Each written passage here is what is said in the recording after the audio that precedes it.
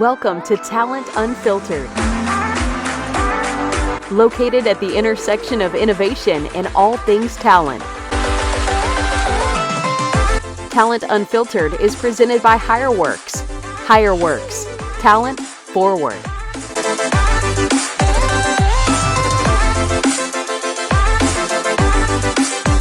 Now, here is your host, Ron Gauthier.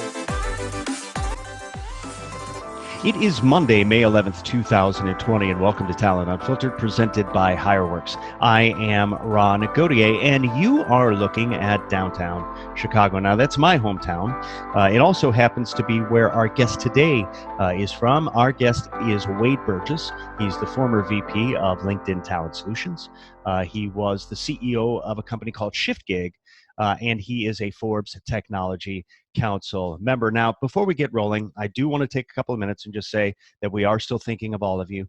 47 states are beginning to open up in some form or fashion. Could be a measured approach, could be kind of wide open. In Illinois, we are doing it by region and in kind of a phased approach. But this is happening while COVID cases continue to rise in many states, and when unemployment has gone to historic levels.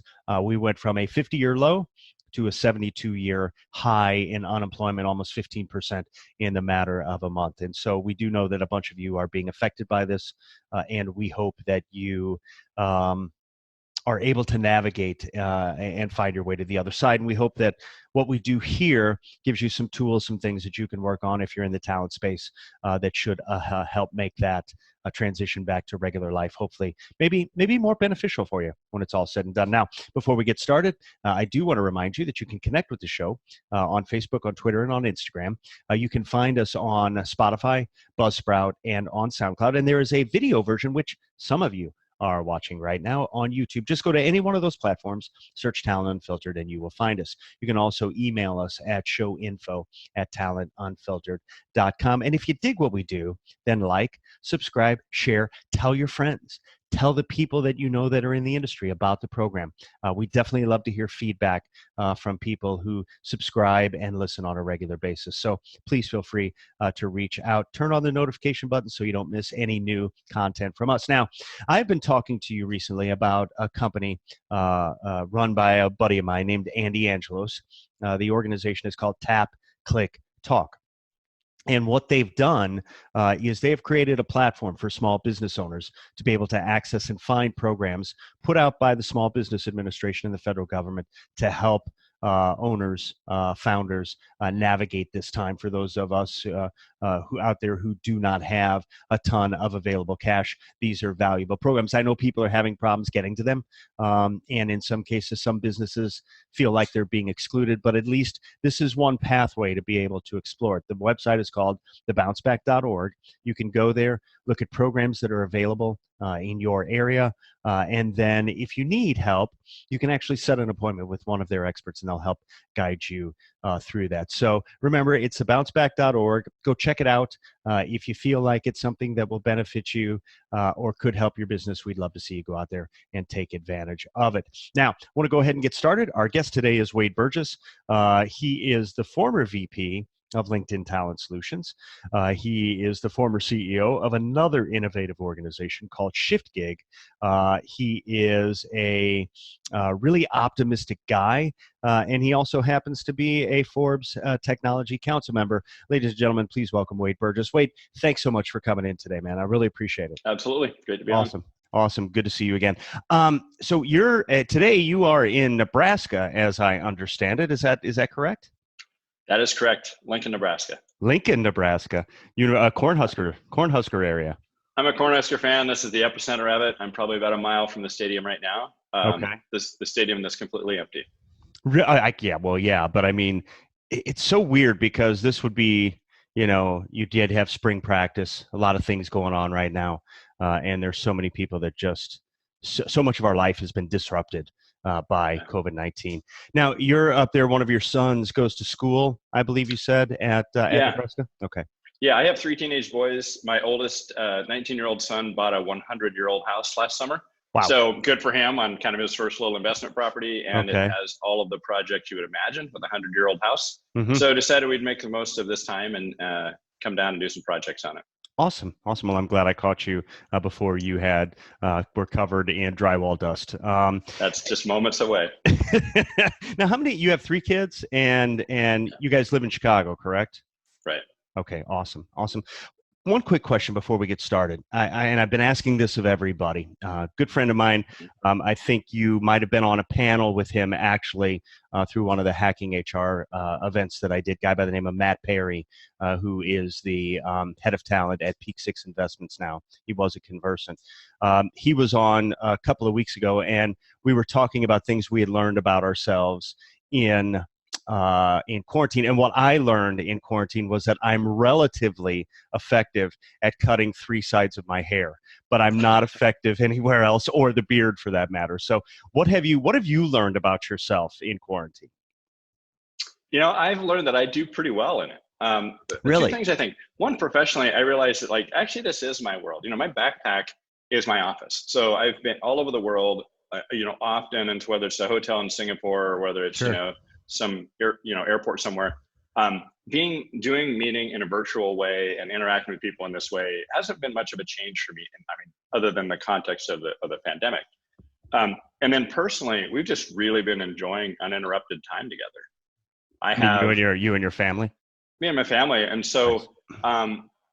I realize I really appreciate that sort of harmony, not that really happened during the pandemic, but actually, I guess as my career has evolved, I've gradually just tried to incorporate the harmony between work and life. And there isn't really a line.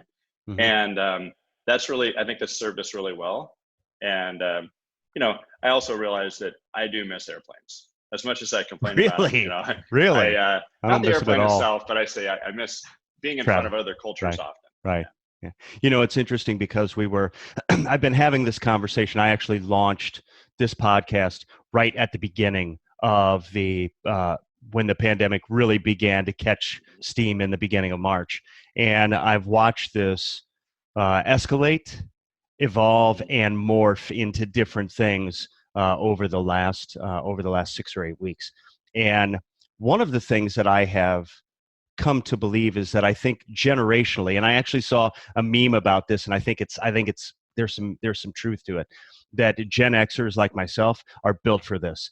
We've been the meme was we've been socially isolating since the 1980s, and so this is really not a big deal for me. But the other thing that I've learned is something you talked about, and that is the ability to do this, to sell, to communicate, to drive business in this manner. I think is going to be key to how things continue to evolve and go forward. Do you have any thoughts about that? Well, I think so. I think what's happening is these trends, as you indicated, these trends were already happening. Mm. Distributed work, virtual work, knowing how to work inside of this screen and do so effectively. Mm. All of that was already happening. And I think that this just accelerated it by 4 or 5 years. The holdouts or the industries that weren't used to this as a norm are now realizing, oh, this is interesting. I talked to someone recently who was a big proponent of having people in physical offices together when he and I worked together a lot. And he believed that really that was the only effective way to collaborate. And, that's someone who's now sort of forcefully over the fence, but I think we'll see a lot more of that. I think also it's interesting though that, human psychology doesn't change and we still miss being around each other. And so I think the idea that we will find ways, I'm a pragmatic optimist. So I believe that we will find ways to take the benefit of physical proximity and really cherish it much more coming out of this. People are going to really enjoy being together. But I also think we're going to realize the practicality of technology liberating us from the constraints that we've had before. Nobody really likes an hour and a half commute each way. And I know some people who actually do that every day. And pulling that away, I think is interesting. One more thing that I've been really fascinated with. I'm someone who's very much of an education reform. I'm in that camp. Right. Not really happy with traditional education and the way that it's working. With one in college, one in high school, one in junior high. All 3 of those, I think, have a lot of flaws. And seeing the possibility of taking the best I guess, professors or, subject matter experts on every topic in the world to every child in the world, removing the barriers of what happened, the resources that happen to be in a specific classroom or specific school or school district. That's pretty awesome. And I think we could look at that at corporate learning as well, that people's eyes are being opened, that the world is their oyster and they have access to so much more than they used before. In that way, interesting enough, as much as we're confined, we've actually removed the walls, and we're starting to see the entire world as accessible. And I think that's really interesting. It's interesting because that I've seen the distance learning firsthand during quarantine, and it's interesting to me. I think the challenge in that idea, and I love the thought, I love the idea of being able to bring everything to everybody, but I think as a country we haven't made the investments in infrastructure to be able to get the internet and broadband service to enough people, right? You go to other countries, you can literally use your phone anywhere all the time. Here we struggle to make that, to make that happen. And I realize we have a lot of landmass, but we also, I don't think, have focused on some of the things that we could have, right? Yeah, and I think that's, every country has different issues with that. I believe this is going to be another one of those accelerators of those things. Satellite internet's a simple example of that. And I think it's also, devices. Like there's a lot of people that don't have, the right equipment that in their homes or in their life to be able to operate in this way. Those, ideally, this will help accelerate that path, and it will help us realize that part of our social fabric does include, ubiquitous access to the internet, and it includes the things that the Eisenhower interstate system went in and really changed the infrastructure of our country. And I think it was an incredible initiative. And just fast forward to today, it's a digital process that we'll have to go through. And I'm hoping that many of the countries in the world will have this same revelation, that this is something they can do, especially thinking of second and third world countries that could really elevate their GDP in a material way by, just investing in this kind of infrastructure for their country. Couldn't agree more. It's interesting because I met you when you were speaking at a star recruiting conference here in Chicago, and had the good fortune to be able to get to know you a little bit that day, and then we've kind of continued to talk over the years. But you have seen this talent market shift in a lot of different ways. You've seen it shift from company driven to candidate driven, and I think we're about to head back to company driven because of the amount of unemployment that we're experiencing right now. And you've seen it move from job boards to social communities as a primary vehicle for driving the hiring process. Let me ask you a question, and you kind of began to touch on this, but what do you think the key changes in process, approach, and thought are going to be that comes out of the COVID-19 pandemic as it relates to talent acquisition and how people acquire and evaluate resources for their companies when they begin to open back up? Yeah, it's a good question. And I've been involved in several of these conversations lately, which have been pretty fun. So one is, I think the platforms, well, let's just say the method in which people interact is changing, as we were just talking about. And that translates into the way talent acquisition works as well. So when you and I are interacting, we know each other. So this is not awkward or uncomfortable. This is normal, kind of normal things that we would do. When you don't know someone, that meeting that person for the first time professionally is a little bit unusual. And so in person has been kind of the dominant way that in which talent acquisition has worked. There's some kind of a phone screen, and then typically there's somewhere in person where people meet. I think that will likely go the way of Buffalo, and in doing the entire TA process online or in some digital way will happen. So for example, it's not just video interviewing, synchronous and asynchronous type of video interviewing, but it's also candidates will likely be able to create a more complete version of themselves, not just their LinkedIn profile, which has been, a fantastic addition to our professional lives, but we're not our profile. That's a component of it. So I think, we'll have video personas, and we're going to be able to have to display our work in different ways and display who we are in different ways. And I think that you look at these micro interviewing techniques that are happening out there, whether it's personality assessments, which I'm a little bit skeptical of, to be clear, but also ways in which we can demonstrate our skills We can demonstrate our personality. We can demonstrate our work ethic. I think all of that is going to move more and more into the digital sphere. So it's very likely that people will begin to be hired when they've never, sat foot in the same office that they're going to go to work in. It's interesting because there's a company out there called, and you may have heard of them, a company called Robot Vera. They're actually an avatar interview-based interviewing system that walks candidates through this. And you see so many people moving to bots or some sort of robotics to conduct first-level screens. I think that it was an interesting concept. I looked at it when I saw it a couple of years ago, and I went, yeah, that's not going to be here for a few more years, maybe a decade or so. And now, based on what's going on, I think that the influx of candidates that they're going to be in and the filtering job that recruiters are going to have to do, those kinds of technologies, that kind of automation might become more common as people move forward. Yeah, and I think you're seeing that right now. Companies that are really gaining from the current environment we're in. There's a few companies I've talked to in the last week. You look at like Competitive Wedge out of Michigan. If you look at ClickSource out of New Jersey, or if you look at HireTool, out of San Jose, those companies are all right in the bullseye of this type of digitization, if I can say that, of the talent acquisition process. Close. It was pretty close. English is my first language. Sorry about that. So I think we'll see more and more of that. I think another thing that's really interesting, and I don't know that this is lasting, I hope it is, but this moment has created kind of a leveling effect. For the most part, when you're interacting with people today, both of you are like in your living room, right? If it's a CEO of a publicly traded company, or if it's the temporary receptionist of a startup, they're both kind of awkwardly uncomfortable with the fact that the cat's crawling behind them and that their kid's making noise in the other room. And that, we've created a little bit more of an intimacy or human connection.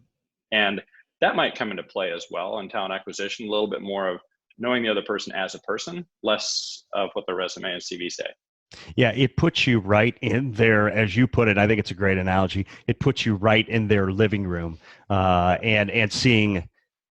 I think that can work either way, right? I think that if you have prejudices about how someone lives their life, that may be an influencer. I'm hoping that this pandemic issue begins to knock some of that down. And you talked about the awkwardness of it.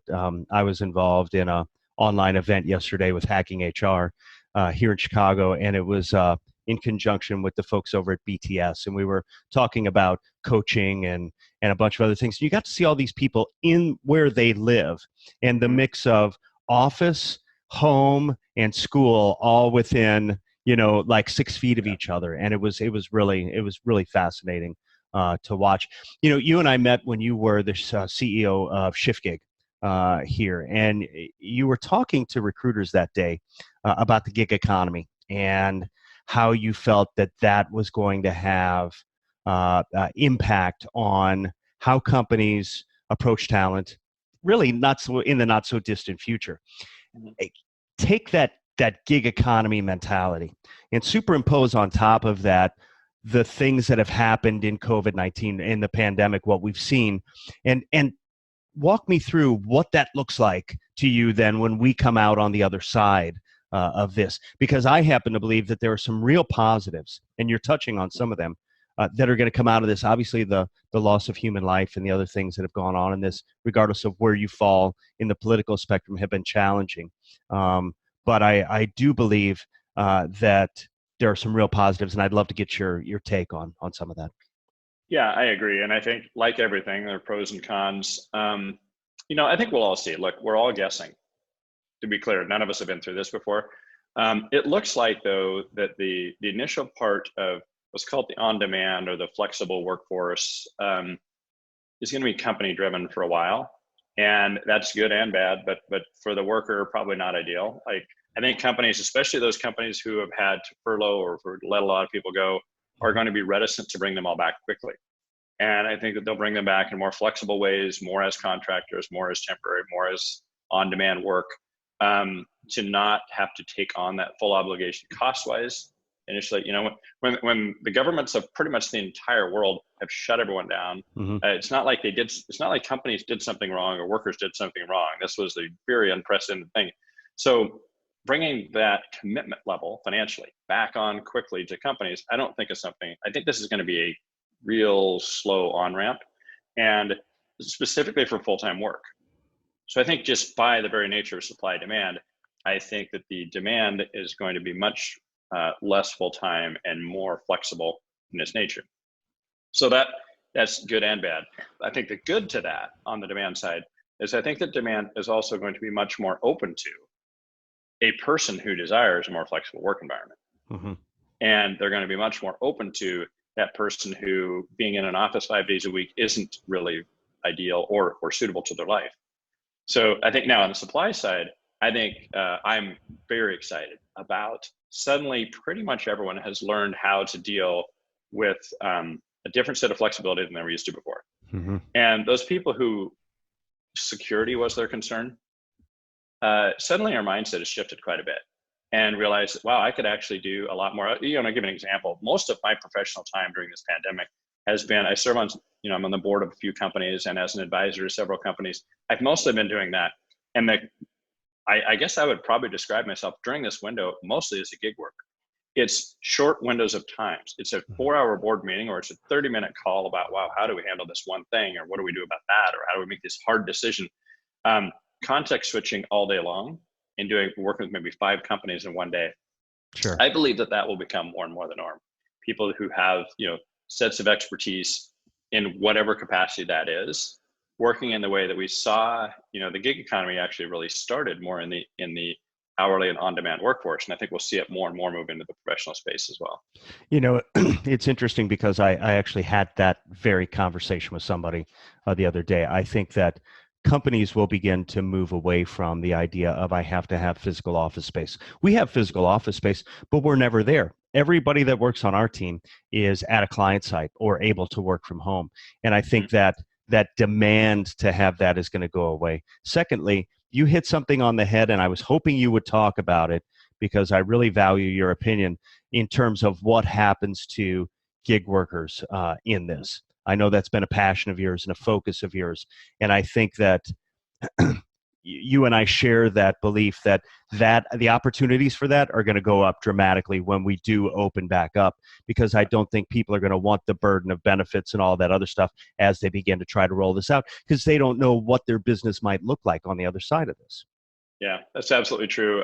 I do want to say though, like I am all about optimism. I mean, that's sort of my life, as I always see, the silver lining. It's one of the things I like about you. You're a very positive guy. So I am, but I'm also a pragmatic optimist. And one thing I have to say right now, specific to the gig economy, is this moment in time is absolutely devastating. The industries that have been hit the hardest, the workers that have been hit the hardest are those who can least accept that hit. And when your livelihood has gone away, no fault of your own, for an unforeseen window of time, like a very long period of time, that's multiple billing cycles of your, rent and your car payments and all the other things in your life, that's a significant thing. And I don't know how to recover from that. I haven't seen any country in the world that's figured out how to solve that right socially and economically. I think it's just something that I hope all of us consider when we do have a chance to work with anyone who's in that space, and to be able to be like extra generous and extra helpful for them, because it's a tough time. I know, a lot of people in that space, very hard time for them. And, there's plenty of people who are, delivering food and doing some of the other things that are still going on out there, but there's just millions and millions more that aren't. And I think it's really one of those times as a society, we need to understand how to be compassionate and how to help people that have been hit the hardest.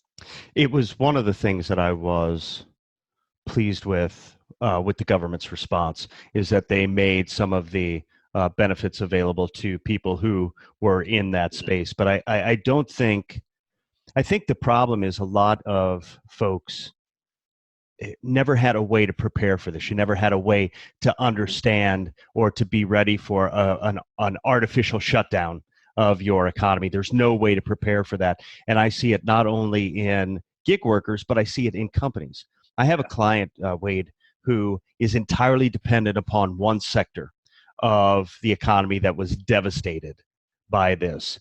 And they were forced, excuse me, I want to say 5 or 6 weeks ago, to lay off 2/3 of their workforce. And I don't know that they ever come back knowing how their business functions, right?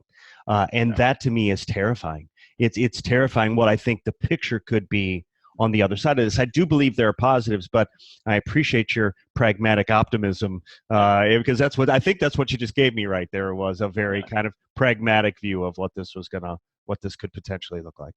Yeah, and I think you hit on something too. Like, we're reminded right now, I really hope people take the lesson right now of the fundamentals that their grandparents hopefully told them, which is like, save money.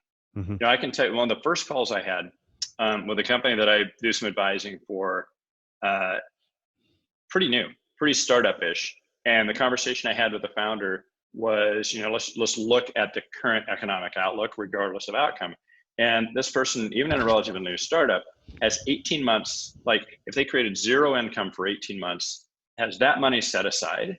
Wow. So that this is going to be a tough time for everyone, but this is not going to be devastating. No one's losing their job. They're continuing to invest in marketing, continue to invest in product, and continue to invest in engineering. The discipline of saving money, and the same thing on the personal side. If you're not saving 15% of the money that you bring in and not touching it, creating those emergency, funds, all the kind of things that we know are financially responsible things to do. I'm hoping people will get back to that, because, that Canada Goose coat isn't that important. And being able to discipline yourself to not, not overspend, and to be able to put, this is the time when, again, like our grandparents or whatever generation it was in your family that went through the Great Depression, they realized that value, and you wonder why they hoarded cotton sheets or whatever it was that they, bought. It's because they've seen this. Yeah, and companies and people, this is going to help us remind ourselves that savings and financial discipline are really important. It's interesting because the federal government talks all the time, and there's statistics that come out all the time about how much cash companies have or don't have. And the average small business, the number I heard was that they have somewhere in the ballpark of 27 days of cash, right? And, we're way past that now. I mean, we're way past that now. I started working at home full time at the beginning of March, right as I heard that this was coming around. I think it was March 9th was maybe the last day I was actually downtown. So I'm 60 days in already. And I can't imagine what's happening to those people who don't have some level of security right now. It's gotta be terrifying. Okay. So I want to talk to you a little bit about something that I think is interesting, and it has to do with automation and how people can augment themselves through automation. Liberating humans, to coin a phrase of a former organization, to me is really a way to think about it. And what I'm trying to figure out is how can people, I tell people all the time, use this time to improve yourself. Use this time to get better at something. Use this time to learn how to do better. I tell my team members, recruiters, learn how to build better reports. Learn how to, to really use data to your advantage. What are the things that you would suggest that people who've been furloughed do to position themselves to be more attractive when hiring resumes? That's first part of the question. Yeah, that's a great question. So I would say learn the tools of today. So let's go back to a time, I mentioned the Depression. During the Depression, that was also a time of innovation. And so for people who are manual workers, let's say that you were in a carpentry and you were used to using a hammer and nails and hand saws and things like that. And power tools, it was a little early then, but let's say the power tools were starting to be developed at that time. And if you were to come out of that and you were somebody who knew how to use the new set of tools, you're going to be much more valuable than the person who only knew how to use the old set of tools. So I think it's really important, regardless of the industry you're in. Most of us are not technologically advanced far enough, unless you're an engineer or product, or you're in a category right now. Most of us probably aren't, and we really should be. So it's something like automation. You can go to any of the Automation Anywhere, UiPath, Blue Prism, any of them, and they have like self-learning, so you can learn how to build bots to do various things. And you can do this for free. You can go to any of their websites, just go to their learning portals, learn how to do that. You can go to places like Udacity or LinkedIn Learning or any of those and start to learn some of the fundamentals. Stanford just made their intro to programming class free. Sure. So I would learn some of the fundamentals of key categories of skills that you believe are going to be valuable in the future. And one way to think about that is if you're someone who's like in my generation who has children and thinking, okay, what skills do I think my children are probably going to need to know? Those are the skills I'd start to learn. You don't have to be great at them. Mm-hmm. But again, like an intro to programming class is something to just understand the fundamentals of it, or learning how to automate things, learning how to use the tools of tomorrow. I can say two things that will never age, and that is communication skills is number one. Mm-hmm. Learning how to interact with people. LinkedIn Learning has some great stuff on that. If you're in sales or in go-to-marketing, there's a course, for example, that Mike Gampson put out on learning how to sell to executives. That is fantastic. So I would go find some of those key things that you want to learn and develop. One thing I will say that I think is a bit of a criticism of our society is the amount of, at least if you follow my social media feeds, the amount of consumption of binge watching of series is unbelievable to me. And the amount of personal development is like zero. And so my recommendation is I'd probably turn off Netflix and turn on something that's going to add value to your financial future. For sure. And to help you become, higher skilled and a better person. It's interesting because I'm guilty on both counts. I absolutely love Netflix, but I try not to get crazy about it because during this time, my company is shifting focus. We're going into areas where we've seen parts of our business, our clients pumping the brakes, so to speak. We see other places where it's full steam ahead. And so we've shifted our attention. That's also required that I, as a leader, get up to speed in areas where I wasn't the subject matter expert, where I had team members who were really driving that, right? And now I have to, I'm on the ground doing things I haven't done in a long time.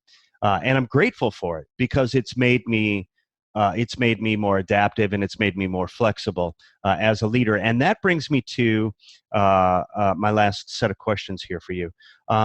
And I'm going to take you back to LinkedIn Talent Connect in 2016. And you said a couple of things that absolutely interested me and that I thought were really, really interesting. You said that the best way to take an idea or product or service to market is to focus on two things. One, attract exceptional talent with exceptional ideas. And two, learn to inspire them toward a shared objective.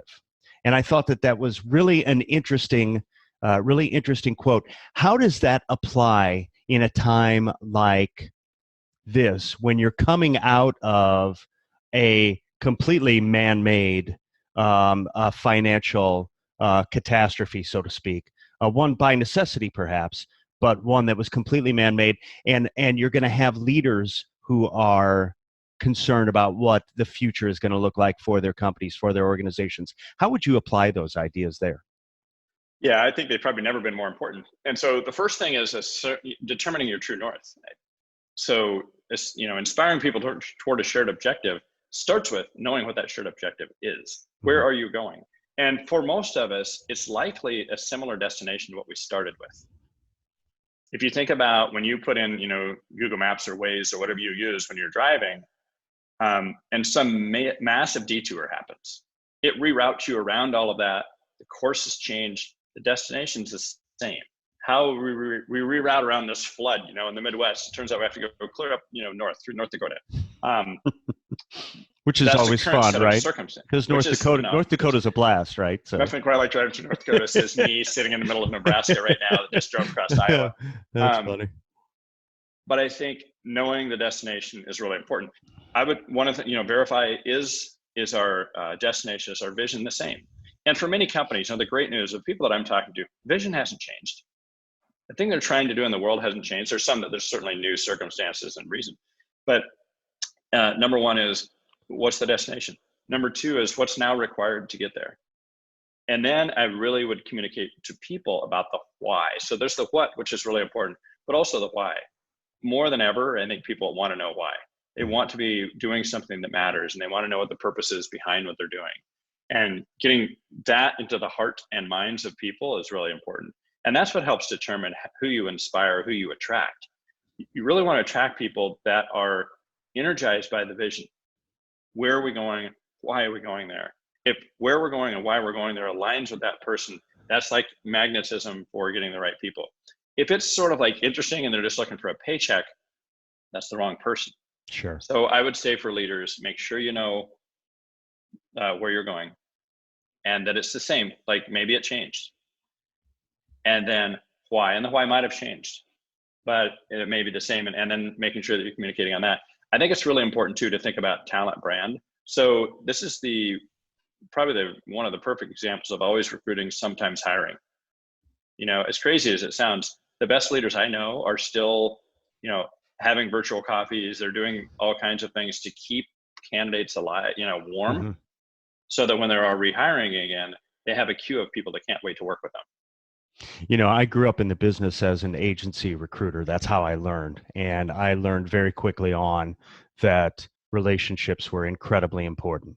I talk about this, and I actually have one more question for you. So if you can bear with me and stay with me for a minute here, I'd appreciate it. But when I came up in the business, I learned very, very quickly that you had to be able to call upon a candidate at the moment that an opportunity became available. And you didn't do that because you picked up the phone and lucked into a call. You did that because you had established that relationship over time. And you had really invested the time, effort, and in some ways expense as a recruiter into making that happen. And so I'm glad that you talked about those things. I have a young man who connected with the show up in New York. He works for American Express, and I just want to give him and some of the other recruiters out there a view from your vantage point. If you were leading a team of recruiters today, and with all of your experience in talent at LinkedIn and everywhere else, what would you tell recruiters to prepare for coming out of this on the other side? I think some of them are not going to be permanent employees. I think they're going to be contractors, as you pointed out. But what should they be looking toward in addition to beginning to reconnect with candidates? For their career themselves, or for what the industry looks like. But like how they're going to be more competitive and more valuable. And I think you've hit on a lot of it, but I think number one, you're an entrepreneur. I mean, recruiting is one of those entrepreneurial categories out there. And by the way, for good reason. You're connecting talent with opportunity, and it's going to happen at a massive scale. People who have been furloughed, laid off, and maybe coming back to the same companies, maybe, by the way. Also, right now, they may be pretty interested in making sure that their eggs aren't in the same basket they were in before. So I think, number one, you're an entrepreneur, and entrepreneurs have to be scrappy. Entrepreneurs have to have good, new ideas. Your brand associated with whatever organization you're with, that organization is important. Your personal brand is more important. It's those things, my grandfather always told me, like, if you lose money, you can replace it. If you lose a friend, you've lost something of value. If you lose your word, you've lost everything. Very nice. So I think making sure that from an integrity standpoint, you're stand up. Number two is, I would say, be a category leader. Being a generalist is really hard and nearly impossible. If you're, an inch deep and a mile wide, you're unlikely to be great. So become good at something where you really know the who's who in the industry, and add value. And not just from a trivial standpoint, but it's things like sharing, it's the light stuff. Like Ron, you do a great job from a social media perspective, just adding things that are valuable to your network. Thank you. Without expecting something back. Doing that is important. But I think even more important is going a little deeper. With the people who are in your tickler at all times, it's, hey, how can I help? Right now, I probably have 5 or 6 calls, inbounds a week from executive search firms. How are you doing right now? What's going on? Not with an opportunity necessarily. Sure. Anything I can do for you, anything that you see in the future, what should I know about you? What are you thinking about in the next 5 years? Like, building those real relationships is important. The other thing I would say is, like, know your industry. So if you're in, a couple of key industries, know it really well, know how this is going to impact your industry, and be that subject matter expert. You want to be the one that is trusted, whether it's about a current opportunity or not. You're like a trusted advisor on how things should be going. You're going to have, if you have the right brand, you're going to have customers coming to you asking some questions about maybe what the best way to sort of revamp would be. to reopen their business would be. And don't make it up, and don't make it selfish about. The best thing to do would be to place the maximum number of placements through me. Be somebody who's authentically valuable. And I think that's, over the long haul, going to be really important. And that's one of the things I really like about you is I always find something when we talk that I learn, and I really appreciate it. Thank you so much for taking time today from Nebraska. I appreciate that. Absolutely. As I understand, you're about to go get a bunch of drywall dust in your hair and be covered by that stuff. Is that correct? I am just about to remodel a basement that awesome. looks. I'm trying to describe how to picture this basement. It's like the basement creepy thing that you don't want to see. And it's going to be like transformed. Okay, got it. Yeah, like it's like bad. So we're going to make it into something magical by the time we're done. Whatever you do, make sure there are lights on. None of them can be swinging, right? And there can't be any tools around. As long as you avoid those things, like tools hanging on a wall and swinging lights, I think. And Ron, you've never seen me with a tool belt on and remodeling a basement. So please send pictures, because I'd love to see that. I think that's one of those things. You talk about me putting valuable things up on my social media feed. There you go. That's it right there. Wade, thanks so much, man. I really appreciate it. I really appreciate the time today. Absolutely. All right, have a great one. Thanks. All right, man. We'll talk to you soon. Take care now. Yeah. Well, that's going to do it for us today. I got a lot out of that. I hope you did too. Wade is a guy that I really enjoy listening to and really get a lot out of. Now, if you like what we did here today and you want to stay up to date, then like, subscribe, and share on your platform of choice. You can also connect with me or the show on social media, and that's on Facebook, Twitter, or Instagram, or you can just find me directly on LinkedIn. Join us next Monday for an all-new episode of Talent Unfiltered. Until then, stay safe.